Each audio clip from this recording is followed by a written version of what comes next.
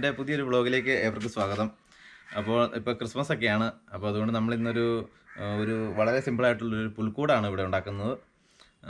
അത് എങ്ങനെയാണെന്നുള്ളത് നിങ്ങളെ കാണിച്ചു തരാം. ഇന്ന് ഇപ്പോൾ തീയതി ഒരു 17-ാം തീയതി ആയിട്ടുള്ളൂ. അപ്പോൾ ഈ പറഞ്ഞ പോലെ ഇന്നേ നമ്മളിതിൻ്റെ ഒരു പണി തുടങ്ങിയാലേ ഉള്ളൂ. ഒരു 23-ാം തീയതി 24-ാം തീയതി ഒക്കെ ആകുമ്പോഴത്തേക്ക് ഇതിൻ്റെ പണി കഴിയുള്ളൂ. കാരണം നമ്മളിത് തേനയൊക്കെ ഇട്ട് മണ്ണൊക്കെ വെച്ച് ഇച്ചിരി പുല്ലൊക്കെ മുളപ്പിച്ചാണ് നമ്മൾ ഈ പുൽക്കൂട് ഉണ്ടാക്കുന്നത്. അപ്പോൾ നമുക്കിനി ഇത് ഈ പുൽക്കൂട് ഉണ്ടാക്കുവാനായിട്ട് എന്തൊക്കെ സാധനങ്ങൾ വേണമെന്നുള്ളത് ഞാൻ കാണിച്ചു തരാം. ഇതിപ്പോൾ ആദ്യം ആയിട്ട് നമുക്കൊരു ചെറിയൊരു ടേബിൾ വേണം. ഈ വീട്ടിൽ കിടന്നൊരു ടേബിളാണ്. അതെടുത്തിട്ട് ഞാൻ ആ ടേബിളിൻ്റെ മുകളിലൊരു ചാക്ക് കീറി ഇങ്ങനെ വെച്ചിട്ടുണ്ട്. കാരണം നമ്മൾ ഇതിൻ്റെ മുകളിൽ ഇച്ചിരി വെള്ളവും ഈ മണ്ണൊക്കെ നനയ്ക്കാനുണ്ട്. അപ്പോൾ ഈ തടിക്ക് കേടൊന്നും പറ്റാതിരിക്കാൻ വേണ്ടിയാണ് ഞാൻ ഈ ചാക്ക് ഇട്ടേക്കുന്നത്. പിന്നെ 2 കല്ല് വെച്ചിട്ടുണ്ട്. അതൊക്കെ ഞാൻ വഴിയെ കാണിച്ചു തരാം എങ്ങനെയാണെന്നൊക്കെ ഉള്ളത്. ഇപ്പോൾ നമ്മൾ ആദ്യം ചെയ്യാൻ പോകുന്നത് നമ്മൾ ഇതിനകത്ത് പുല്ല് മുളപ്പിക്കാനായിട്ട് ഉള്ള പരിപാടിയാണ്. അതിനായിട്ട് ആദ്യം കുറച്ച് മണ്ണ് നമ്മൾ ഇടണം.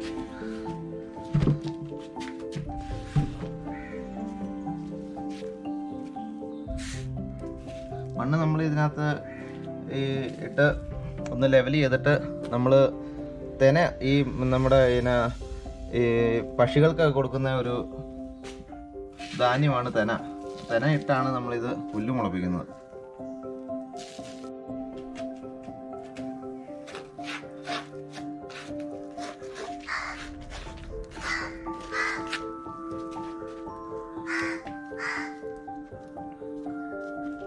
എന്നിട്ട് മണ്ണൊക്കെ ഇട്ട് എല്ലാം കഴിഞ്ഞിട്ട് നമ്മൾ പിന്നെ മണ്ണ് നനച്ചു കൊടുക്കണം. മണ്ണ് നനച്ചു കൊടുത്തിട്ടാണ് നമ്മൾ ഇതിനകത്ത് തെന വിതറുന്നത്.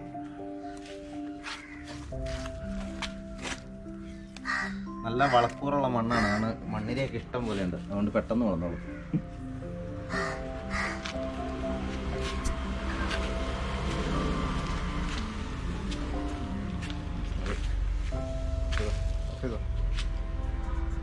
നമ്മളിപ്പോൾ അത് ഈ മണ്ണ് കാര്യങ്ങളൊക്കെ ഇട്ട് ഒന്ന് ലെവൽ ചെയ്തിട്ടുണ്ട്. എന്നിട്ട് ഇനി നമ്മൾ ഈ തെന എങ്ങനെ ഇതിനകത്തിട്ട് മുളപ്പിക്കും എന്നുള്ളത് കാണിച്ചു തരാം. ഇതാണ് തെന. നമ്മൾ പക്ഷികൾക്കൊക്കെ ധാന്യം ആയിട്ട് തിന്നാൻ കൊടുക്കുന്നതാണ് ഈ തെന. കാണിച്ചു തരാം ഇനിയിപ്പോൾ അതെങ്ങനെയാണെന്നുള്ളത്. ആദ്യം നമ്മൾ വെള്ളം എടുത്ത്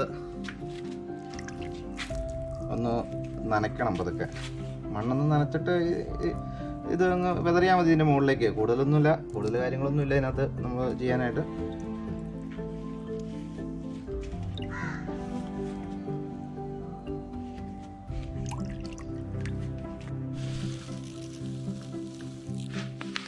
അപ്പോൾ നമ്മൾ ഈ മണ്ണ് നന്നായിട്ട് നനച്ചു കൊടുത്തതിന് ശേഷം ഇതിനകത്തേക്ക് നമ്മൾ പതുക്കെ വിതറുക.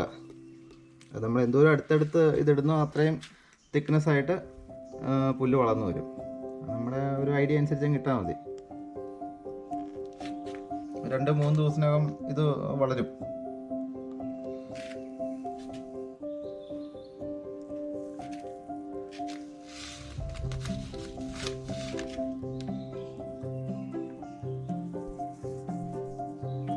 നമുക്ക് എവിടെയൊക്കെ പുല്ല് വേണോ അവിടെ എല്ലാം ഇട്ട് കൊടുത്തേക്കുക.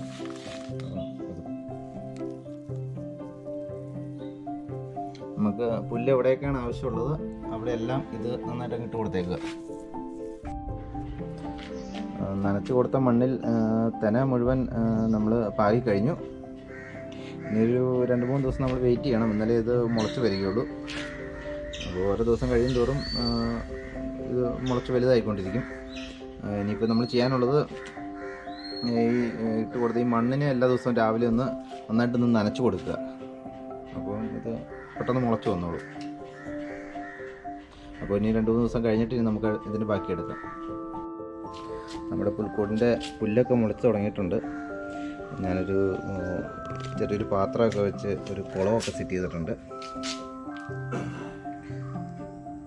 2 ദിവസം കൂടെ നമുക്ക് വെയിറ്റ് ചെയ്യാം പുല്ല് കുറച്ചുകൂടെ ഒന്ന് വളർന്നു വരാൻ വേണ്ടി. അപ്പോൾ നമ്മുടെ പുല്ല് കുറേ വളർന്ന് വന്നിട്ടുണ്ട്. അതുപോലെ നമ്മളൊരു മേൽക്കൂര പോലെ ഉണ്ടാക്കിയിട്ടുണ്ട്. ഇനിയിപ്പോൾ നമ്മൾ കമ്പ് വെച്ച് ആണ് ഉണ്ടാക്കിയേക്കുന്നത്. ഇനിയിപ്പം പുല്ല് വെട്ടിക്കൊണ്ട് വന്നു. അതായത് ഉണ്ണീശപ്പുല്ലെന്നാണ് ഇതിന് പറയുന്നത്. പാറകളിൽ മാത്രം അങ്ങനെ ഉണ്ടാകുന്നൊരു പുല്ലാണിത്. അത് വെട്ടിക്കൊണ്ട് വന്ന് ഇനിയിപ്പോൾ നമ്മളിതിനെ നമ്മൾ മേയണം. ഇതൊന്ന് മേഞ്ഞ് റെഡിയാക്കണം. എന്നാലേ ഉള്ളൊരു ഇനി കുറേ പണികൾ ബാക്കി കിടപ്പുണ്ട്. നമുക്ക് വഴിയെ കാണാം.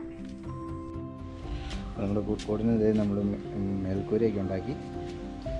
ഉണ്ണീശപ്പുല്ല് വെച്ചാണ് നമ്മളിതിൻ്റെ മേൽക്കൂര ചെയ്തിരിക്കുന്നത്. കഴിഞ്ഞ് നമ്മളിതിനകത്ത് കുറച്ച് പുല്ലിട്ടു. അതുപോലെ ഒരു ചെറിയ വേലി പോലെ, അതായത് തീപ്പെട്ടിക്കമ്പാണ് നമ്മൾ ഈ കുത്തി വെച്ചിരിക്കുന്നത്. തീപ്പെട്ടിക്കമ്പ് കുത്തിവെച്ചൊരു കുഞ്ഞ് വേലി പോലെയാക്കി. ഇനിയിപ്പോൾ നമുക്ക് അടുത്തത് ഒരു ഉപ്പൊക്കെ ഇട്ട് മഞ്ഞ് പോലെയൊക്കെ നമുക്ക് ആക്കാനുണ്ട്. അപ്പോൾ അതിൻ്റെ പണികളൊക്കെ ഇനി വഴിയെ കാണിച്ചു തരാം. അതുപോലെ ഈ കല്ലിൻ്റെ കളറ് ഇങ്ങനെ ഇരിക്കുന്ന ഒരു വൃത്തികേടാണെന്നിങ്ങനെ പറഞ്ഞു. അതുകൊണ്ട് ഞാൻ അത് പതുക്കെ സ്പ്രേ പെയിൻറ്റ് അടിച്ചൊന്ന് ബ്ലാക്ക് ആക്കാൻ പോവാണ്. പുല്ല് കറുത്ത് പോകുന്നത് മരത്തെ അതിങ്ങനെ സ്പ്രേ പെയിൻറ്റ് അടിച്ച് ചെയ്യുമ്പോഴത്തേക്ക് അതിൻ്റെ ഒരു ഡിസൈൻ അങ്ങ് ചേഞ്ചായി.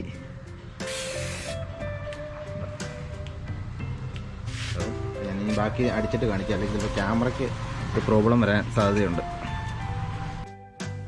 അങ്ങനെ ഏറെക്കുറെ നമ്മുടെ പുൽക്കൂടിൻ്റെ പണിയൊക്കെ അവസാനിച്ചിരിക്കുകയാണ്. ഇനി കുറച്ച്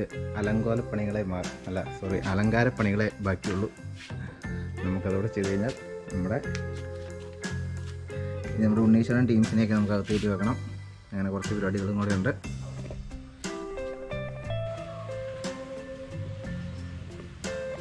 ഇനി കുറച്ച് ഫൈനൽ വർക്കുകളൊക്കെയാണ് ഇനി ബാക്കി കിടക്കുന്നത്. ട്രീയൊക്കെ ഉണ്ടാക്കി ട്രീയൊക്കെ ഒന്ന് അലങ്കരിക്കണം.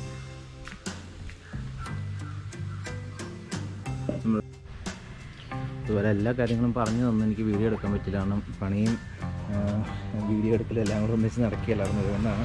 കൂടുതൽ ഒന്നുമില്ല. നമ്മൾ കല്ലിൽ സ്പ്രേ പെയിൻ്റൊക്കെ ചെയ്തു. പിന്നെ അതുപോലെ താഴെ ഒരു ഷീറ്റിൽ നിന്ന് ഒരു പടുതായിൽ ചുമ്മാ സ്പ്രേ ചെയ്ത് മറച്ചു. ഇവിടെ വേറെ കൂടുതൽ കാര്യങ്ങളൊന്നും ചെയ്തിട്ടില്ല. പിന്നെ ഇപ്പോൾ ഇവിടെ കുറച്ച് ഉപ്പ് കാര്യങ്ങളൊക്കെ ഇട്ട് മഞ്ഞ് പോലെയൊക്കെ നമുക്ക് ആക്കാനുണ്ട്. ഇപ്പം അതിൻ്റെ പണി ഇപ്പം എന്നിട്ട് 21-ാം തീയതി ആയുള്ളൂ. അപ്പോൾ 2 ദിവസം കഴിഞ്ഞിട്ട് ഇടാമെന്ന് ഓർത്ത്, അല്ലെങ്കിൽ ഉപ്പ് തണുത്ത് പോകും.